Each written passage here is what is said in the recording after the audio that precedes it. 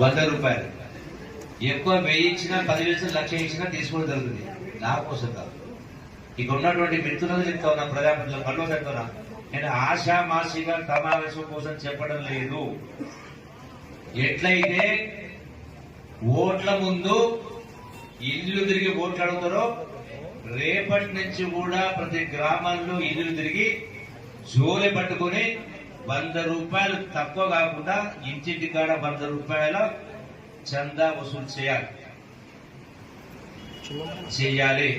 చేస్తేనే రేపొద్దున మీరు నా దగ్గరకు వచ్చినప్పుడు మీ ఊరికి ఏ పని కావాలన్నా మంజూరు కావాలన్నా మీకు సర్పంచ్ అంటే సరే సింబల్ లేదు కాబట్టి మీరు కాదు, సర్పంచ్ అయినా ఎంపీటీసీ అయినా ఎంపీ అయినా మీకు టికెట్లు కావాలి, బీఫాలు కావాలంటే కాంగ్రెస్ పార్టీ తరఫున మీరు మొట్టమొదటి మీ గ్రామంలో